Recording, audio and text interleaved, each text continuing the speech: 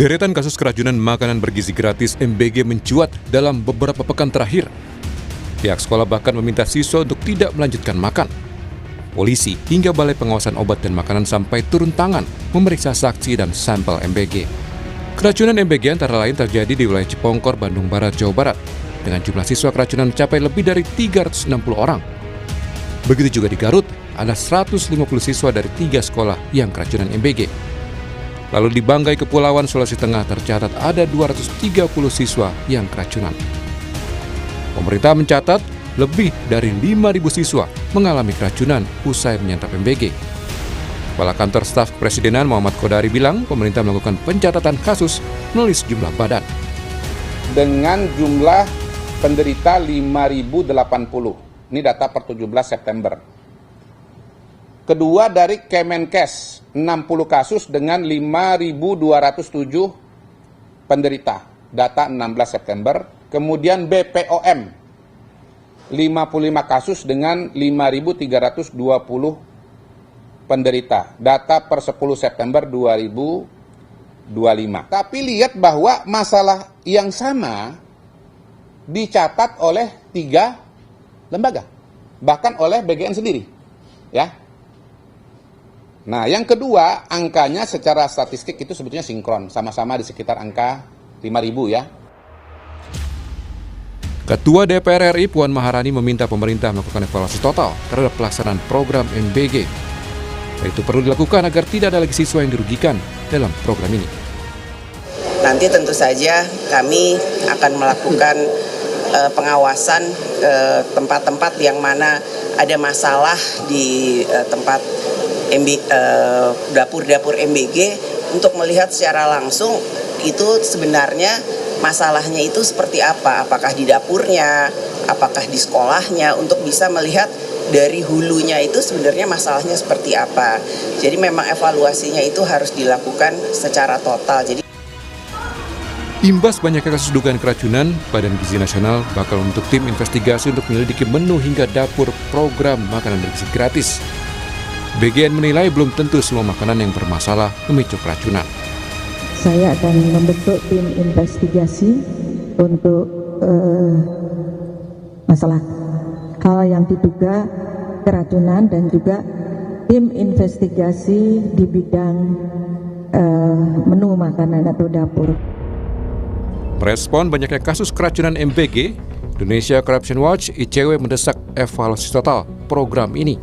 ICW menilai tata kelola program MBG buruk dan minim pengawasan. Dengan adanya terbukti tata kelola yang buruk, minimnya akuntabilitas, dan berulang kali merugikan warga, dalam kondisi seperti ini, pemerintah harus segera menghentikan pelaksanaan MBG agar tidak terus menimbulkan kerugian lebih besar bagi masyarakat. Setelah dihentikan, diperlukan evaluasi total yang melibatkan publik, terutama siswa, guru, orang tua, dan kelompok masyarakat. Dan evaluasi ini penting untuk memastikan kembali jika memang MBG ini akan dilanjutkan dengan perencanaan yang lebih matang, mekanisme dan pengawasan yang independen, transparansi dan akuntabilitas anggaran, serta memastikan memang program ini benar-benar berorientasi pada kebutuhan warga, bukan kepentingan politik atau ekonomi elit. Program MBG baik sebagai intervensi pemerintah untuk mengatasi masalah gizi buruk dan kesehatan siswa, serta menggerakkan roda perekonomian. Menurut ICW, pemerintah harus memastikan perbaikan tata kelola, akuntabilitas, dan orientasinya harus benar-benar kepada siswa dan sekolah. Tim Liputan Kompas TV.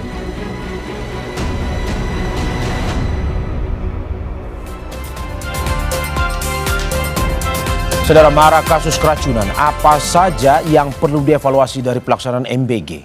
Kita ulas bersama Koordinator Nasional Jaringan Pemantau Pendidikan Indonesia, Ubaid Matraji. Selamat pagi, Mas Ubaid. Selamat pagi, Bang Mario. Terima kasih Mas Ubaid sudah bergabung di Dialog Sapa Indonesia Pagi, dan juga bersama anggota Komisi 9 DPR fraksi PDI Perjuangan, Edi Wuryanto. Selamat pagi, Pak Edi. Selamat pagi, Mas. Terima kasih Pak Edi sudah bergabung di Dialog Sapa Indonesia Pagi, dan juga kami sedang menghubungi pakar gizi Dr. Dian Kusumadewi serta perwakilan dari Badan Gizi Nasional, tapi hingga saat ini kami masih terus menunggu konfirmasinya. Saya ke Mas Ubaid terlebih dahulu. Mas Ubaid, dari catatan Anda sampai hari ini, data yang dimiliki, ada berapa korban keracunan MBG dari pemantauan? Iya, jadi korbannya ini semakin lama semakin banyak Ya. dan peningkatannya tidak di angka ratusan tapi ribuan ya. Benar tadi yang disampaikan beberapa kalangan itu datanya di sekitar angka 5.000 itu minggu yang lalu. Kemudian Pak Kodari tadi juga menyebutkan angkanya juga sekitar 5.000 itu di 17 Ya. September ya. Itu sudah seminggu yang lalu. Ya. Nah, kalau sekarang data JPPI yang terupdate itu sudah naik 1.000. Jadi ada 6.452 ya. 6.000 per lebih hari. saat ini berarti ya? Iya, saat Per hari ini? Jadi kalau seminggu lalu memang di angka 5.000, tapi Oke. sekarang per hari ini sudah 6.452. Jadi udah naik 1.000. Ya. Karena itu kami mencermati bahwa ini kenaikannya sudah tidak ratusan lagi, tapi per minggu bisa ribuan. Karena itu kami mendesak supaya ada penetapan status kejadian luar biasa ya. Karena kami tentu mengutamakan keselamatan anak-anak, nyawa anak-anak gitu. Sehingga ini tentu perlu ada evaluasi yang serius, semua pihak duduk bareng gitu ya. Karena ini simpang siur di sekolah, orang tua, anak-anak. Justru sekarang kami menerima banyak surat ya Ya. dari sekolah, kemudian dari orang tua, Ya. itu mereka pada menolak ya, karena ya mereka trauma dengan anak-anaknya yang pernah keracunan atau sekolahnya yang pernah kejadian keracunan, tetapi pihak dapur ternyata tidak bertanggung jawab penuh gitu, sehingga mereka menuntut ada evaluasi, ada perbaikan Ya. sistemnya, Ya. tata Oke. kelolanya Oke. gitu. Oke, Mas Ubay, kalau dari ini total yang Anda hitung sehingga saat ini 6.000, apakah memang ini ada di daerah mana saja yang mayoritas terkena dan apakah memang ada mungkin saja daerah yang sebelumnya sudah kena berjalan normal kembali terus kena lagi, atau memang ini bersifat baru semua dari pantauan Anda? Iya, yang paling parah itu ada di Jawa Barat ya. Angkanya sudah lebih dari 2.000 dan juga Jawa Barat ini juga melibatkan di kabupaten kota yang kejadiannya nggak hanya sekali tapi tadi yang Bang Mario sampaikan berkali-kali gitu ya. Ya. Jadi tetapi kami ini kan menyebar relawan untuk melakukan pemantauan itu kan di seluruh kabupaten kota dan juga provinsi, dan dari 6.000 itu ternyata merata ya di hampir 18 kita temukan per hari ini itu sudah 18 provinsi yang sudah ada kasus keracunan. Ya. Termasuk di kabupaten kota juga merata ada banyak di kabupaten kota gitu. Karena itu kami berkesimpulan sebenarnya ini problemnya tidak hanya di level dapur ya, tetapi juga di level BGN. Sistem yang dibikin oleh BGN, kemudian tata kelola yang diterapkan oleh BGN, kemudian quality controlnya, pengawasannya gitu. Kalau JPP ini kan kami banyak bersinggungan dengan stakeholder di sektor pendidikan gitu ya. Sekolah-sekolah ketika ada banyak keracunan MBG, itu dinas pendidikan sama sekali tidak tahu, sama sekali tidak dilibatkan gitu kan. Kemudian Kementerian Kesehatan di banyak daerah, dinas-dinas kesehatan juga tidak tahu, tidak banyak dilibatkan gitu. Sehingga ketika ada banyak keracunan, kemudian perangkat Kementerian Kesehatan itu kan sampai sekolah-sekolah. Di sekolah itu ada UKS, di masyarakat ada posyandu, semua itu tidak libatkan di dapur, kemudian quality control MBG itu. Saya ke Pak Edi. Pak Edi, bagaimana dari DPR sendiri melihat JPPI sudah punya catatannya sendiri, dari DPR seperti apa catatannya? Ya, Pak Mario, jadi Mas Ubaid tadi benar juga. Kemarin juga sudah kita bahas di Komisi 9 dengan Pak Ubaid. Jadi intinya bahwa Presiden kan keinginannya mulia itu, program untuk membantu rakyat miskin agar tidak terjadi malnutrisi dan stunting, dan itu akan berpengaruh terhadap quality SDM. Nah, sejak awal kami sudah memberi warning, ada PP 86 2019 yang mengatur tentang keamanan pangan, terutama pangan olahan siap saji yang melibatkan antara BPOM dan Kementerian Kesehatan dan pemerintah daerah. Kan persoalannya ini kan keracunan kan. Kalau ada keracunan, Mas Ubed tadi benar, berarti ada tata kelola yang ada di SPPG itu tidak baik atau berjalan tidak baik, atau sistem yang ada di BGN tidak berjalan dengan baik. Karena itu kami mendorong bahwa BGN ini tidak bekerja sendirian. Dia harus menjalin kerjasama intensif dengan Badan POM, lalu pemerintah daerah, dinas kesehatan dan puskesmas yang memiliki resources dan infrastruktur untuk membantu BGN di dalam pengawasan makanan siap saji ini. Ini nggak mudah, karena jujur Presiden menaikkan angka target di 2025 5.000 menjadi 30.000 dapur. Ini bagi BGN berat kalau dikerjakan sendiri, sehingga yang terjadi sekarang kan peran BPOM dan peran Kementerian Kesehatan dan peran pemerintah daerah kan dianggap lemah. Tadi yang disampaikan Mas Ubed benar, pengamatan saya, Dinas Kesehatan tidak berjalan dengan efektif. Oke, menurut Anda apakah memang sebenarnya evaluasi ini dianggap lambat? Karena posisinya saat ini dari data JPPI sendiri sudah 6.000 sebenarnya. Harusnya kemarin-kemarin melihat seperti ini ya, seperti yang Anda bilang tadi, harus dilakukan evaluasi secepatnya sebenarnya. Ya, BGN kan fokus pada kuantitas ya, mengejar serapan anggaran yang rendah dengan cara meningkatkan jumlah dapur mencapai target 30.000, baru serapan anggarannya kena. Kalau berpikirnya kuantitas, pasti kualitasnya terabaikan. Karena itu ya siapa yang mikir kualitas dapur ini? Kan bukan hanya BGN sendiri. Di situ ada BPOM, di situ ada Pemda, di situ ada Dinas Kesehatan, di situ ada Puskesmas. Maka pelatihan pada SPPI, pengawasan keamanan di lapangan, mulai dari produksi, mulai dari penyimpanan, pengangkutan, perdagangan, ini harus ada pihak BPOM dan Kementerian Kesehatan dan Dinas Kesehatan yang terlibat di situ. Dengan demikian maka kalau ada keracunan ini, siapa yang paling bertanggung jawab adalah bukan hanya BGN tapi BPOM dan Kementerian Kesehatan. Oke, Pak Edi, tapi kan terkait dengan kuantitas ini, jumlah serapan ini kan berhubungan juga dengan anggaran yang diserap sebenarnya, sehingga pemerintah fokusnya sebenarnya untuk sambil berjalan yang kualitas itu, kuantitasnya juga menjadi faktor utama untuk anggaran terserap ini. Menurut Anda itu masih salah? Saya kira BPOM harus melakukan penjaminan mutu internal ya untuk menjamin quality tadi. Jadi dia harus memiliki sistem pengawasan kepada semua SPPI dan ahli gizi dan semua yang terlibat di dapur ini melakukan SOP dengan benar. Dia harus miliki itu. Tapi penjaminan mutu eksternal yang melibatkan BPOM, Kemenkes itu juga harus dilakukan. Sehingga dari dalam dia kontrol quality-nya, lalu dari luar dia lakukan pengawasan dengan baik oleh BPOM dan Kemenkes atau Dinas Kesehatan atau Puskesmas sekalipun. Di samping itu, pada jangka menengah panjang, BPOM harus melakukan akreditasi kepada semua SPP, semua dapur.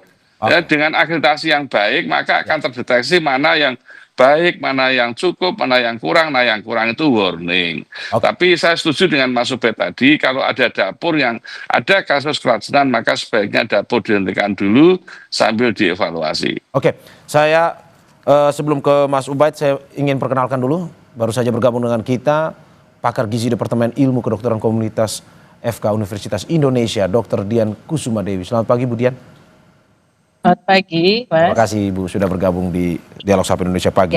Tahan sebentar, Bu, saya ke Mas Ubaid dulu. Mas Ubaid, kalau kata Pak Edi, kuantitas, kualitas harus berjalan seimbang. Bahkan sebenarnya kualitas sebenarnya yang harus di fokus utamanya ketimbang kuantitas. Tapi kan ini sebenarnya berhubungan dengan anggaran, terserap penyerapan anggaran. Menurut Anda seperti apa? Kuantitas sama kualitas itu sebenarnya bisa jalan sinkron ya. Kalau perencanaannya bagus, ya kan.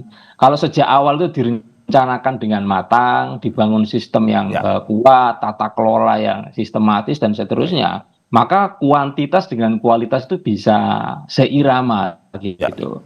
Tapi dalam kasus MBG, kasus keracunan, itu kan sejak awal program ini running, itu kan sudah ada kasus.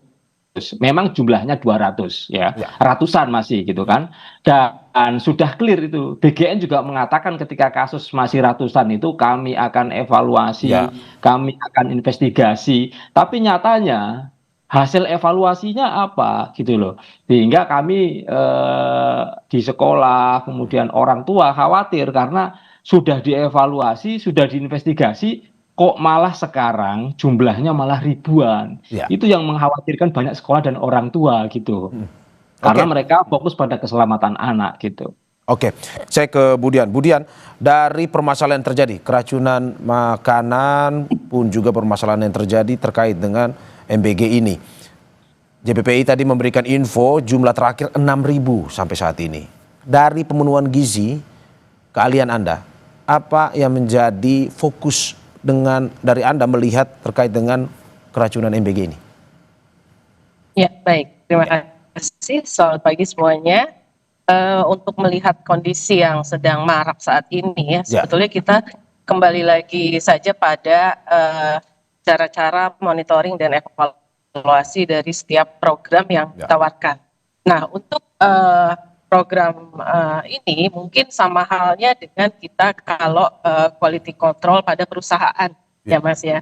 Jadi ada yang namanya sistem manajemen keamanan pangan yang digunakan untuk mengidentifikasi, mengevaluasi dan mengontrol bahaya yang mungkin dapat terjadi dalam produksi makan tersebut ya. Karena kan kita mulai dari mungkin pembelajaran, pemilihan bahan makan dan sumber, kemudian cara masuknya ke dalam posko yang akan nanti mengolah, kemudian cara pembersihan makanan tersebut, cara pengolahan, pemasakan, sampai distribusinya. Jadi itu mungkin yang memang harus dilihat semuanya. Jadi dalam prinsip ada yang namanya HACCP, yaitu Hazard Analysis and Critical Control Point. Jadi ada beberapa aspek yang semuanya harus dilihat oleh pakarnya. Jadi di situ dilihat dari mulai analisis bahaya, kemudian penentuan critical control point, batas kritisnya seperti apa, pemantauan, koreksi, sampai verifikasi dan perlu ada dokumentasi. Budian, kalau Jadi melihat kira-kira ada kasus misalkan makanan basi, ini soal apa sebenarnya? Apakah pemilihan bahan makanan yang salah atau penyajiannya sebenarnya? Ya, itu dia. Jadi semua harus dilihat. Jadi mulai dari bahan makanan sumbernya sendiri, apakah memang sudah sesuai dengan standar yang ditetapkan? Apakah memang sudah sesuai dengan misalnya rencana atau wacana pembelian dan pemilihannya. Kemudian bisa juga nanti pada saat pembersihannya gitu ya, dicuci dan lain-lain. Atau bisa juga pada saat pengolahannya. Apakah alat makannya juga bersih atau bahan makanan memang yang sesuai dengan yang direncanakan atau ada perubahan di situ. Jadi bisa semuanya sampai pendistribusiannya. Begitu juga kalau selesai memasak gitu kan, apakah penempatannya dalam kotak makanan itu juga sesuai. Apakah menutupnya juga tidak langsung ditutup? Seperti kita tahu kalau makanan panas ditutup itu kan memang mudah basi. Seperti itu Mas. Oke, Budian, kalau kita berbicara satu dapur misalkan harus menanggung puluhan ratusan anak. Dalam waktu setiap hari kita makan. Menurut Anda, apakah memang dengan penyajian yang ya kita bisa bilang cepat seperti ini, bisa tidak terhindarkan hal-hal keracunan seperti ini? Atau sebenarnya ini ya lumayan beresiko tinggi dengan penyajian yang dibutuhkan kecepatan, terus juga harus melihat lagi gizi apa yang baik buat anak dalam waktu yang begitu singkat. Menurut Anda bisa dihindarkan tidak sebenarnya keracunan kejadian-kejadian seperti ini? Makanya sistem ini memang perlu ada gitu ya Mas ya. Sistem ini dibuat untuk mengidentifikasi resiko-resiko yang mungkin terjadi. Kalau sistem ini tidak berjalan dengan baik, tentunya ya yang sekarang terjadi mungkin aja dari salah satu alur dalam penyajian atau pembuatan MBG tersebut. Gitu. Jadi yang harus dilihat adalah monitoring evaluasinya. Kira-kira di mana ini, dan itu tidak sama pada setiap posko tentunya ya.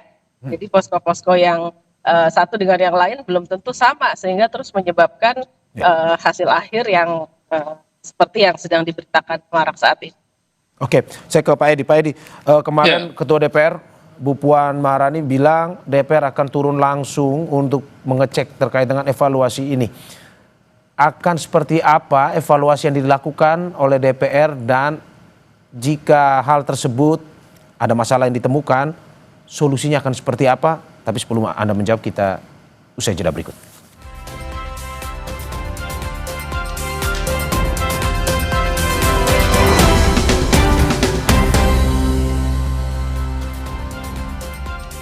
Terima kasih masih di Sapa Indonesia Pagi bersama saya Mario Sarung dan sejumlah narasumber saya. Ada anggota Komisi 9 DPR fraksi PD Perjuangan Edi Wuryanto, Koordinator Nasional Jaringan Pemantau Pendidikan Indonesia Ubaid Matraji, dan pakar gizi Departemen Ilmu Kedokteran Komunitas FK Universitas Indonesia Dr. Dian Kusuma Dewi. Saya ke Pak Edi.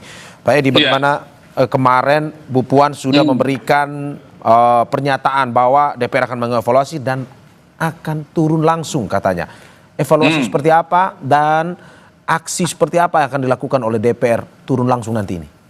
Ya, minggu depan kami akan usulkan mengundang 3 mitra ya. 1 BGN sendiri, 2 Kemenkes, yang ketiga Badan POM, yang itu wilayah kerja Komisi 9 untuk mengevaluasi ini secara total.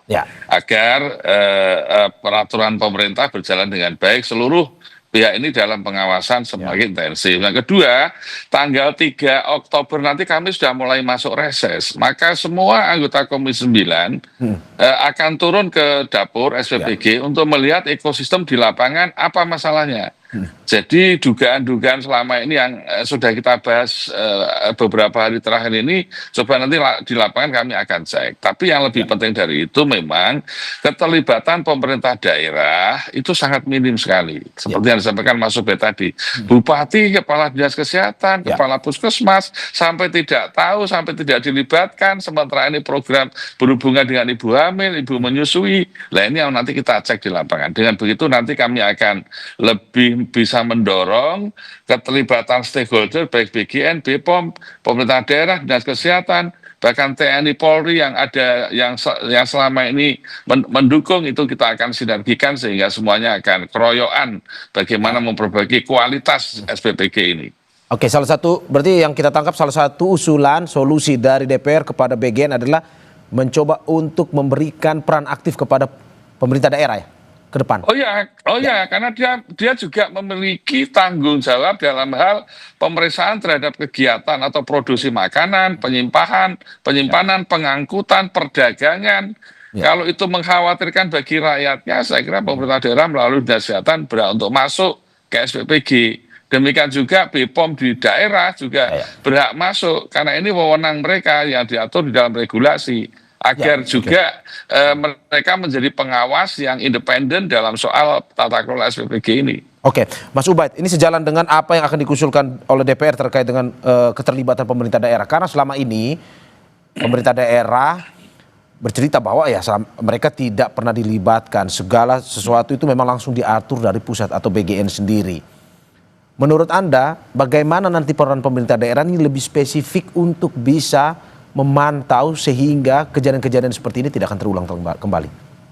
Ya, memang idealnya tadi Pak Edi sampaikan soal keterlibatan pemerintah daerah dan semua pihak. Dan juga tadi Budian soal kualitas monitoring masuknya gizinya dan seterusnya gitu.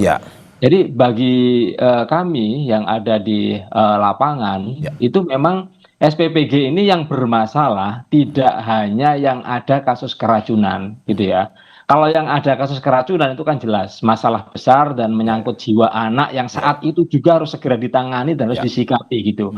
Nah, pertanyaannya kemudian bagaimana dengan SPPG yang belum ada kasus keracunan gitu ya. Dan ternyata laporan dari masyarakat ya dan juga sekolah-sekolah ternyata ada banyak sekali menu-menu yang disajikan ke anak-anak yang harus dimakan oleh anaknya ternyata gizinya juga tidak jelas. Oke, bukan keracunan tetapi sorry Mas Ubaid saya potong. Bukan keracunan tapi masalah gizi ya yang memang tidak sesuai standar.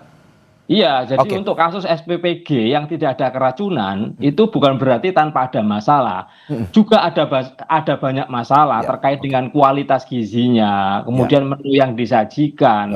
Kemudian ada masalah juga soal ternyata menu-menu yang disajikan di sekolah-sekolah itu banyak sekali ya yang itu dibuang-buang. Dan sekolah juga sudah punya banyak cara bagaimana membuang menu secara aman itu ya. Ada yang harus di bawah wadah dari rumah lalu dipindahkan gitu. Jadi sebenarnya kasus di SPPG dan juga MBG di sekolah-sekolah itu tidak hanya kasus keracunan, tapi ada banyak kasus-kasus yang lain termasuk soal tujuan MBG itu. Tujuan MBG itu kan peningkatan angka ketercukupan gizi di semua daerah dan semua anak. Itu yang belum tercapai sampai hari ini gitu. Oke, tapi Mas, tapi kan bukannya ada pengawasan sebenarnya setiap dapur itu bahwa ada ahli gizi yang menghitung atau ahli gizi yang memantau untuk ukuran gizi yang nantinya akan diberikan kepada anak-anak? Iya, kalau menurut pemantauan JPPI itu masih katanya gitu. Tapi nyatanya nggak ada. Oke. Apa yang disampaikan Pak Edi tadi juga hampir sama, yang ada di lapangan nggak ada. Keterlibatan dinas pendidikan, ya karena ini urusan sekolah ya kan. Kemudian dinas-dinas kesehatan sama sekali nggak ada. Padahal penyuluh kesehatan kita punya banyak sekali ya. Posyandu kita punya banyak sekali. Di sekolah itu ada namanya unit kesehatan sekolah. Sama sekali nggak dilibatkan. Karena itu ini bukan soal keracunan, tapi soal pemenuhan gizi itu juga bermasalah. Oke, saya ke Budian. Budian, bagaimana dengan apa hasil temuan dari JPPI, Mas Ubed dan kawan-kawan, bahwa keracunan ini satu sisi, tapi yang tidak terlihat belum tentu bahwa kita bilang tidak ada masalah. Salah satunya adalah pemenuhan gizinya yang sampai saat ini belum terlalu maksimal kepada anak-anak. Ya, baik. Jadi ini ada dua hal yang dibahas ya mengenai tadi masalah keracunan dan pemenuhan gizinya. Kalau kita lihat dari pemenuhan gizinya, sebetulnya kita harus memperhatikan kebutuhan kalori dari setiap individu, di mana anak-anak itu ada perhitungannya tersendiri. Jadi kita harus memberikan kalori yang sesuai. Kalau kita sudah hitung kebutuhan sehari, artinya kita juga akan melihat di dalam MBG ini adalah dalam 1 kali porsi makan. Nah, Kementerian Kesehatan itu sudah mengeluarkan rekomendasi sebetulnya ya, rekomendasi isi piringku. Kalau dilihat dari yang ada, isi piringku itu harus dilihat lagi dari jenis, jumlah, dan jadwalnya. Jenis adalah bahan makanan yang harus didapat yang berhubungan dengan zat gizi makro dan mikro dari kebutuhan anak tersebut, yaitu sumber karbohidrat, protein, dan lemak, serta serat. Kalau kita lihat sebetulnya sudah cukup baik ya, cukup baik. Contohnya, hanya untuk pemenuhannya memang kita harus melihatnya tidak bisa dalam 1 porsi makan. Jadi harus kebutuhan sehari, karena kita sudah menghitung kebutuhan sehari yang harus didapat di dalam individu tersebut. Artinya perlu bantuan dari keluarga juga. Berarti menurut Anda, Budian, berarti menurut Anda pantauan ahli gizi setiap hari terkait dengan apa asupan bagi anak-anak ini penting sekali ya? Betul. Ya, karena MBG itu hanya 1 porsi makan, sementara dia harus mendapatkan 1 hari kebutuhan kalori. Dilihat dari jenis, jumlah, dan jadwal yang sesuai. Itu, Mas. Saya ke Pak Edi. Pak Edi, bagaimana Anda melihat jika pada akhirnya ini, kalau kata Mas Ubed, korban terus bertambah, jumlah terus bertambah. Apakah dari DPR sendiri evaluasinya akan seperti apa? Kita lihat, apakah tutup sementara sambil melihat secara keseluruhan atau tutup total dulu nih MBG? Ya, soal evaluasi menyeluruh ada di presiden ya. Tetapi bahwa tugas kami menjaga kesehatan, keamanan masyarakat, patient safety, itu nggak boleh ditawar. Karena tugas kita melindungi keselamatan jiwa setiap penduduk. Dan kasus MBG ini kalau dibiarkan dengan sistem yang tanpa perbaikan, maka saya prediksi kasusnya akan terus meningkat karena BGN mengejar dari target sekarang menuju 30.000 untuk mencapai serapan anggaran ya. Tentu pasien safety ini harus menjadi hal yang nomor 1, nggak boleh ditawar. Sama dengan Anda naik pesawat terbang kan, urusan keselamatan itu nomor 1. Sama Anda di rumah sakit, keselamatan itu nomor 1. Sama juga dengan SPPG yang itu mengolah makanan yang masuk ke dalam tubuh yang punya risiko terhadap keselamatan, itu nomor 1. Maka hal-hal soal ini tidak boleh ditawar lagi.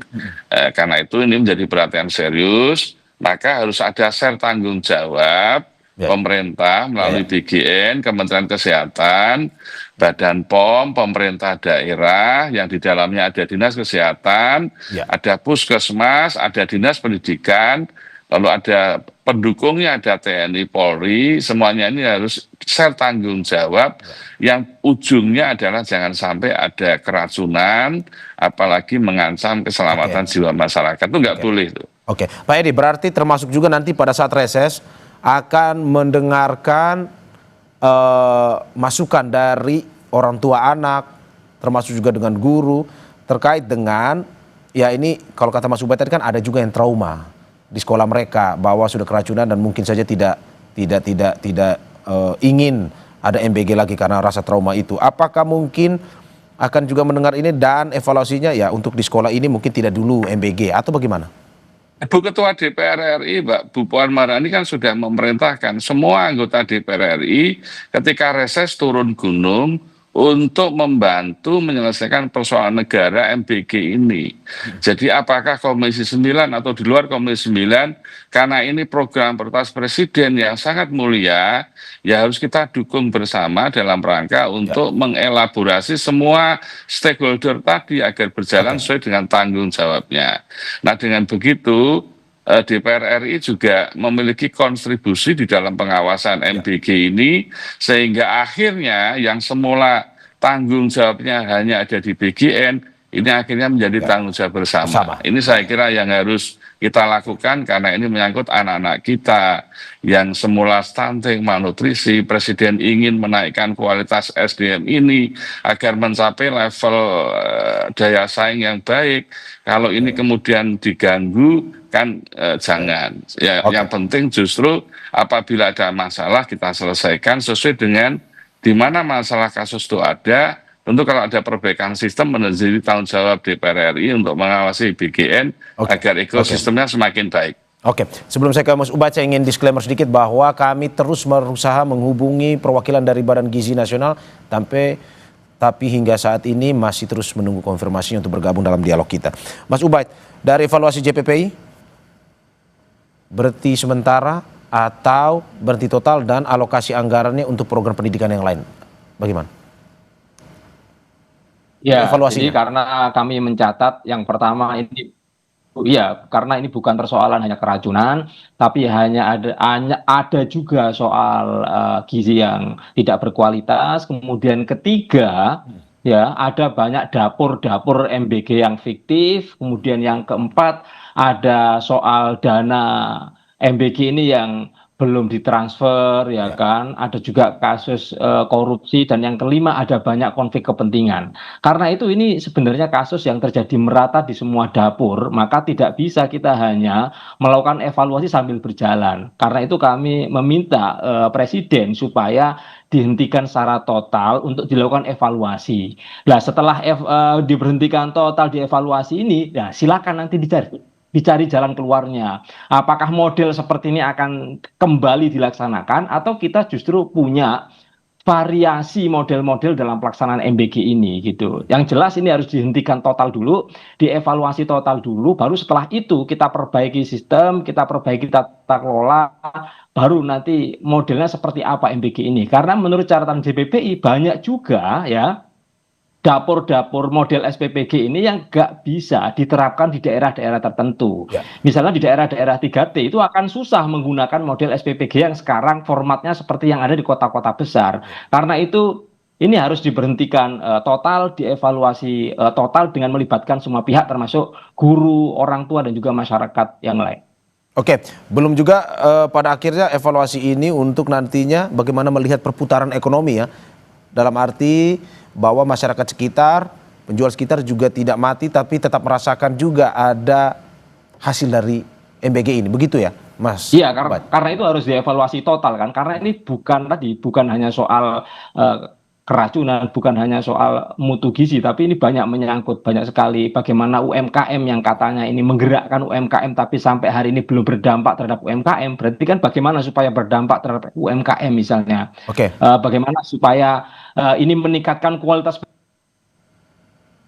pendidikan, tapi nyatanya malah menggerogoti dana pendidikan. Berarti kan harus dievaluasi kan gitu. Jadi banyak hal yang harus dievaluasi, karena itu tidak bisa hanya diberhentikan sebagian lalu sebagian jalan, nggak bisa. Jadi semua harus diberhentikan dahulu untuk dievaluasi. Tapi kan Mas, mungkin saja masih ada SPPG atau dapur-dapur yang memang sebenarnya secara kualitas bagus, pelayanannya bagus. Apakah tidak sayang sebenarnya diberhentikan secara total, nantinya akan memberhentikan pelayanan di situ, ada anak-anak yang mungkin tidak akhirnya mendapatkan makan, atau bagaimana? Ya, diberhentikan ini kan untuk dievaluasi. Artinya ada program-program yang harus diprioritaskan gitu.